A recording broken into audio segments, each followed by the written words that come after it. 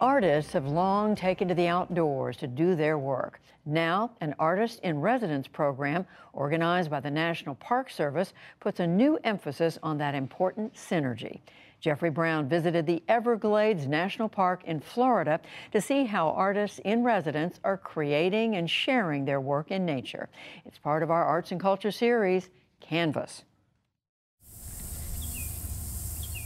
The sights and sounds of Florida's Everglades National Park, a vast wetlands preserve that first opened in 1947.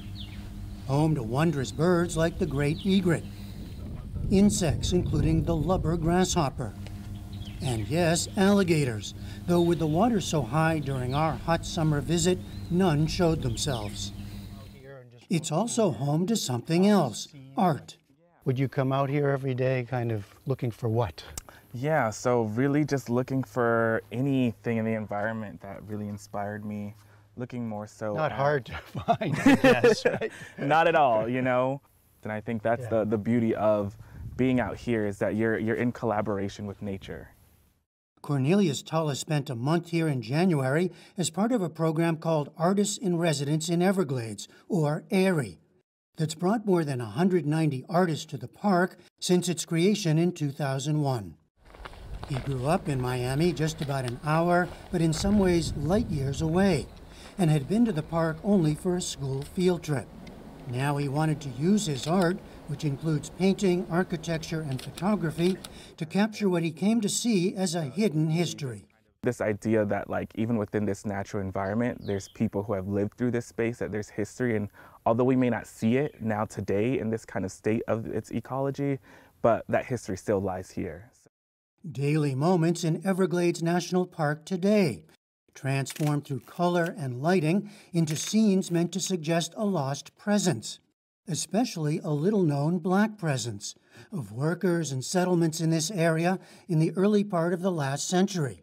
And what can't be shown from an earlier time, the so-called Saltwater Railroad, a version of the Underground Railroad in which enslaved blacks fled south to Florida through these marshes to boats that would take them to freedom in the British-held Bahamas. Tulla, whose father is Jamaican, was himself learning of this for the first time. That was something that was surprised me. How did I not learn about this? You know, living in Florida, being in these spaces so nearby, and never hearing that my entire life. They were going to the Caribbean, right? Yes. To places where you also have connections. Yes, yes. That transatlantic route backwards, I think that had a lot of power to me, especially as someone who's half Jamaican. And you can only imagine, you know, we have the boardwalks to walk through and different things.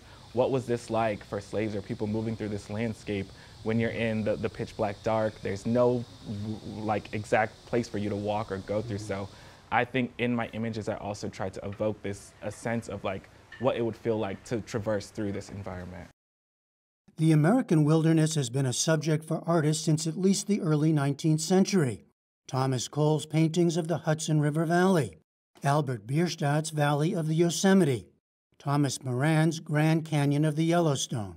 These and other iconic images presented the natural wonder of the land and in some cases helped lead to efforts to preserve it through the creation of national parks. But they also often left the indigenous and other inhabitants out of the picture, erasing part of history. Today, the National Park Service itself oversees artist residency programs in parks all over the country, and many artists are finding ways to widen the lens. The newest artist in residence at Everglades is Maya Freelon, who refers to herself as a found object sculptor. She lives in North Carolina and was making her first ever visit to this park. I love working in a natural environment. One, because the wind plays with you too. I love how it dances and plays, but I also love how people react to something seemingly so fragile, something that my grandmother taught me. The something so fragile is tissue paper, which she uses to create her own version of a quilt, made in collaboration with others. She recently held a workshop at the park's visitor center. Rip it in half. It begins with tearing up strips and wetting them, letting the different colored papers blend into each other. Yeah, something's happening under there. When they dry, the group comes together to glue their individual pieces into what becomes a 20-foot quilt. She told me the stories about making something out of nothing. and making a way out of no way. Freelon says she learned from her grandmother reworking the African-American quilt-making tradition. She showed me that the seam side is the one that's down, so you have one flat side. But I decided as a sculptor and an artist that the seam side out was much more interesting, delicate, and beautiful. Okay, gently lift it up. For her, coming here was an opportunity to help expand and diversify the residency program.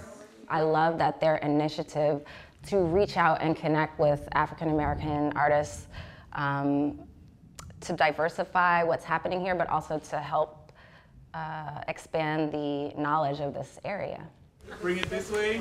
Her tissue paper quilt sculpture will, the winds allowing, hang in trees along Long Pine Key Lake. For his part, Cornelius Tulla now has a new role as the Artists in Residence program's head of culture and content. Not only connecting the artist to the landscape, but connecting the artist to the audience, to other people, to show them, all these great, amazing things that artists are doing in the park. This story needs to be told. Artists are uncovering and finding this information, but helping them to convey that through whether it's social media or video or documentation of this experience that they are getting in the park, even like this, these type of conversations, to let people know that these are being had. New ways of bringing together nature and history through art, here and at national parks around the country. For the PBS NewsHour, I'm Jeffrey Brown in Florida's Everglades National Park. So uplifting.